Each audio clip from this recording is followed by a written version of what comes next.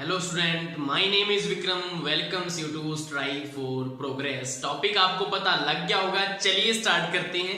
हमारे आगे की जो न्यूमेरिकल है 9th चैप्टर की, उसमें है 8000 kg engine pools a train of 5 wagons. Wagons क्या होते हैं? डिब्बे होते हैं जो ईच ऑफ 2000 kg। एक जो डिब्बा है उसका जो वेट दे रखा है 2000 है। Along a horizontal track. आपको पता है हॉरिजॉन्टली चलती है ना ट्रेन, तो ऐसे वर्टिकली ऊपर थोड़ी जाएगी। बिल्कुल झंडू समझा हुआ है क्या नहीं? If the engine exert a force of 40,000 Newton. अब देखो इंजन को इतना फोर्स लगाना पड़ रहा है आगे चलने के लिए, लगेगा क्योंकि 8000 तो उसका खुद का वेट है इंजन का। 5 उसके डिब्बे लगे हैं जिसमें एक डिब्बे का कितना है 2000 है, तो कितना वेट हो गया? तो उसको खींचने के लिए उसको कितना फोर्स लगाना पड़ रहा है? 40,000 Newton. And the track offer a friction force of 5000 Newton.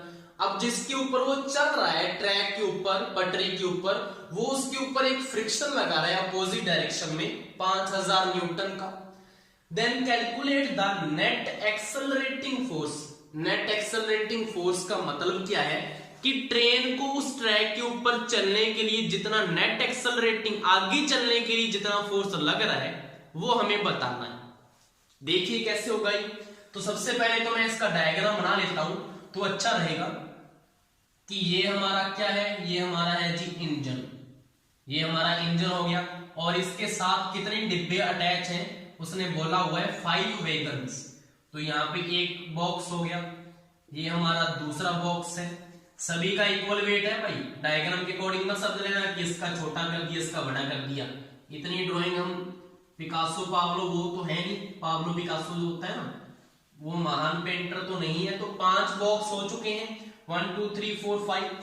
उसने बोला है ईच ऑफ 2000 kg, मतलब जो ईच का है, मतलब इसका अगर वेट 2000 है तो इसका वेट भी कितना हो गया 2000, इसका वेट भी 2000। सभी का क्या होगा 2000 वेट है, इसका भी 2000 है। सभी का वेट 2000 kg है। 5 बॉक्स लगे हैं और जो इंजन है उसका वेट कितना दिया हुआ है हमें 8000 kg खुद इंजन का वेट है। और ये जो ट्रेन है वो किसके ऊपर चल रही है आपको पता है? ट्रैक के ऊपर चलती है। तो ये हमारा क्या होगा, एक ट्रैक हो गया और ये इसके क्या लगे हुए हैं, व्हील्स लगे हुए हैं। इस ट्रैक के ऊपर ये ट्रेन चल रही है।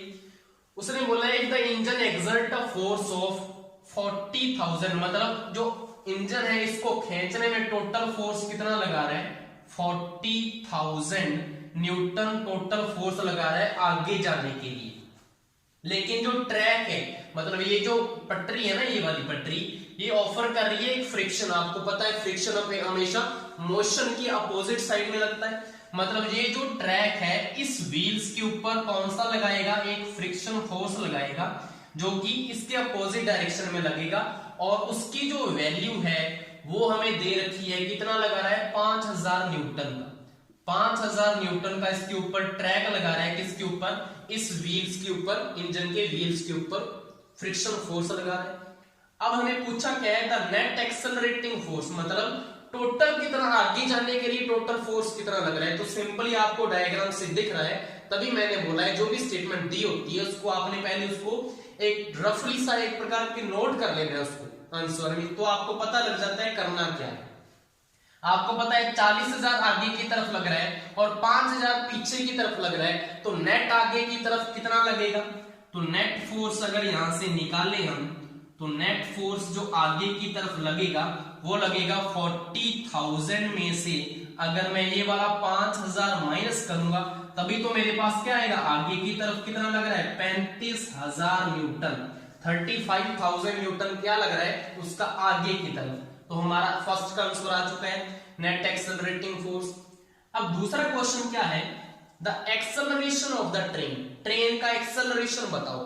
अब हमें अगर फोर्स दिया हुआ है, एक्सेलरेशन फाइंड करना है। अब आपको यहां से ये भी पता लग रहा है कि आपको मास भी पता है सभी का, तो यहां से फॉर्मूला कौन सा लगेगा, F इजिकल टू होता है m इंटू ए। आपको फोर्स पता है, नेट फोर्स कितना लग रहा है, इसको एक्सेलरेट करवाने के लिए फोर्स कितना लग रहा है 35,000। आपको फोर्स पता है मास आपको पता है क्या, ए आपको फाइंड करना है। मास आपको दे तो रखा है, इंजन का मास आपको दे रखा है, बॉक्सेस का मास आपको दे रखा है, तो फाइंड नहीं कर सकते टोटल मास कितना है? कर सकते हैं। तो देखो यहाँ पे m की वैल्यू बताओ मुझे क्या है। देखो 8000 केजी तो कितना है, 8000 केजी तो ओनली कितना है, इंजन का मास है। हमें क्या करना है, इसका मास टोटल फाइंड करना पड़ेगा, क्योंकि इंजन जो खींच रहा है इस बॉक्सेस को भी तो खींच रहा है ना, तो बॉक्सेस का जो मास है वो भी इसमें ऐड करना पड़ेगा। अब आपको पता है ईच ऑफ 2000 केजी मतलब एक 2000 का है, तो 5 बॉक्सेस कितने के हो गए, 10,000 के हुए या नहीं हुए, मतलब इसमें प्लस करना पड़ेगा 10,000 मास किसका, इन 5 बॉक्सेस का, क्योंकि एक कितने का है 2000 का, तो 2 5 10,000 केजी आ गया। तो टोटल मास कितना आ जाएगा 18,000 केजी।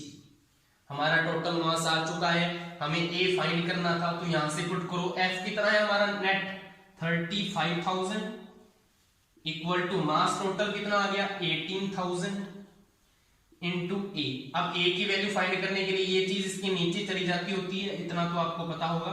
तो यहां से क्या आ जाएगा 35,000 डिवाइड बाई 80,000 इक्वल टू क्या आ गया, ए की वैल्यू आ चुकी है, लेकिन इसको सॉल्व करोगे तभी तो वैल्यू आएगी। तो 35 बाई क्या आ गया 18, इसका आंसर आ चुका है। अब इसको सॉल्व भी कर लेते हैं यहीं पे कि 35 में अगर मैं 18 का दूं डिवाइड तो क्या आएगा, देखो 18 एकम 18 पे ही जाएगा ना, तो यहां से 15 में से 8 गया 7 होते हैं, 2 में से 1 होते हैं, यहाँ पे पॉइंट लगाया मैंने, यहाँ पे 0 उतार ली, 18 18 9 जा 162 होते हैं ना, तो यहाँ से 10 में से 2 गए 8 होते हैं, यहाँ में से 6 में से 0 पॉइंट तो वही, यहाँ पे 0 लगा दो, 18 18 4 जा 72, 18 चौका 72, ये आगे के आगे चलता जाएगा तो 1.94 बहुत है, पॉइंट के बाद 2 डिजिट आ जाए तो बहुत है हमारा आंसर। तो यहाँ से हमारा एक्सेलरेशन कितना आ गया मुझे बताओ, हमारे एक्सेलरेशन की वैल्यू आ चुकी है 1.94। अब आगे मुझे यूनिट बताओ क्या आएगा। देखो एक्सेलरेशन का यूनिट क्या होता है, मीटर पर सेकंड स्क्वायर, तो यहाँ पे क्या लिखना है आपने, ये जरूरी है मीटर पर सेकंड स्क्वायर लिखना है इसका। तो यहाँ पे एक्सेलरेशन आ चुका है 1.94 मीटर पर सेकंड स्क्वायर, और नेट फोर्स कितना था 35,000। ये दोनों आपके आंसर थे। नेक्स्ट हमारा न्यूमेरिकल है, an automobile vehicle has a mass of 1500 kg, what must be the force between the vehicle and road if the vehicle is to be stopped with a negative acceleration of 1.7 meter per second scale। तो क्या दिया हुआ है, picture बनाओ इसकी। देखो आपके पास ये एक प्रकार का व्हीकल है, व्हीकल है तो टायर भी बना दिए, 2 टायर बहुत है, 4 आप बना लेना। तो यहाँ पे ये आपको पता है कि रोड पे चलता होता है व्हीकल, ये रोड के ऊपर जा, अब इसका जो मास है आपको दे रखा है 1500 या 1500 केजी, आपको इसका मास दे रखा है इस ऑडी का, हमारी ऑडी का मास दे रखा है। अब उसने कौन सा फोर्स पूछा है, what must be the force between the vehicle and road if the vehicle is to be stopped with a negative acceleration. मतलब ये चलता चलता कुछ टाइम के बाद रुकेगा, वो भी किसके साथ, नेगेटिव एक्सेलरेशन के साथ। तो फोर्स बताओ आप व्हीकल और रोड के बीच, मतलब आपको बेसिकली पूछा हुआ कौन सा फोर्स है, आपको पूछा है उसने फोर्स ऑफ फ्रिक्शन, जो किस किस के बीच में लग रहा है, व्हीकल और रोड के बीच में। मतलब जो व्हीकल की जो व्हील्स हैं और जो रोड है उसका जो सरफेस है, दोनों आपस में कांटेक्ट में आ चुके हैं। तो आपको पता है दोस्त, जब सरफेस कांटेक्ट में आते हैं तो कौन सा फोर्स लगता होता है, फ्रिक्शन। और फ्रिक्शन हमेशा क्या लगता है, मोशन के अपोजिट डायरेक्शन में। तो आपको पता है आपका फोर्स क्या आएगा, नेगेटिव में आएगा नेगेटिव में। क्यों, क्योंकि उसने दे ही रखा है कि नेगेटिव एक्सेलरेशन ऑफ, आपको पता है फोर्स कैसे निकलता होता है, F इज इक्वल टू होता है मास इनटू एक्सेलरेशन। अब अगर आपका एक्सेलरेशन नेगेटिव में दे ही रखा है तो वैसे भी फोर्स किस में आएगा, नेगेटिव में आएगा, तो हमें प्रूफ हो ही जाएगा, वैसे भी प्रूफ भी हो जाएगा।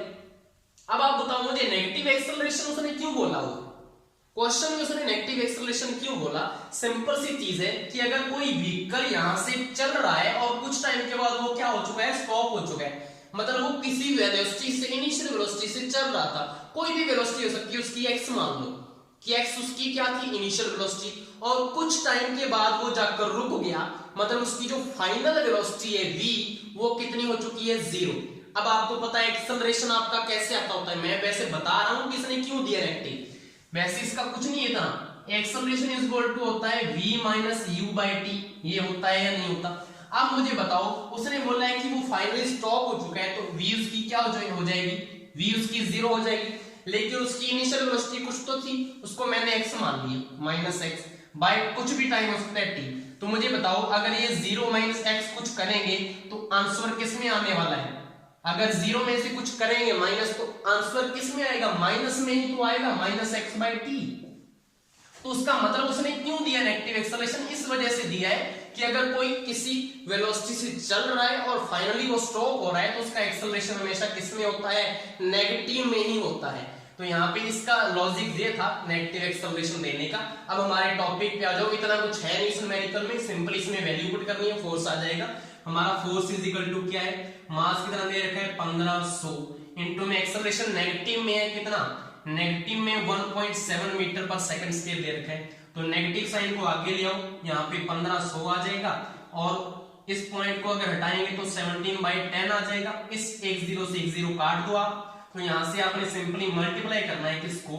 150 को 17 के साथ मल्टीप्लाई कर लेते हैं। 17 को 15 से कर लो, 0 बाद में लगा देंगे।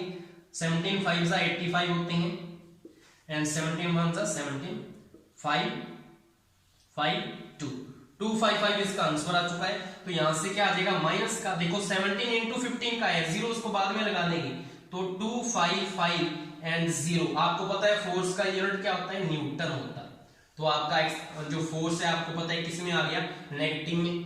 वैसे भी आपको पता है जो फोर्स ऑफ फ्रिक्शन होता है हमेशा अपोजिट डायरेक्शन में होता है, और उस डायरेक्शन को हम किससे शो करते हैं? नेगेटिव से। तो यहां से ये प्रूफ भी हो जाता है आपका। ये मैंने क्यों बताया था? ताकि आपको ये पता लग जाए कि उसने नेगेटिव ही क्यों दिया हुआ है एक्सेलरेशन, क्योंकि स्टॉप करेगा तो v 0 हो जाएगा, तो कुछ इसकी वैल्यू होगी, तो माइनस में ही आने वाला। क्लियर हो गया? ये आपके दो न्यूमेरिकल थे। इसके आगे न्यूमेरिकल हम नेक्स्ट वीडियो में लेके आएंगे। Thank you.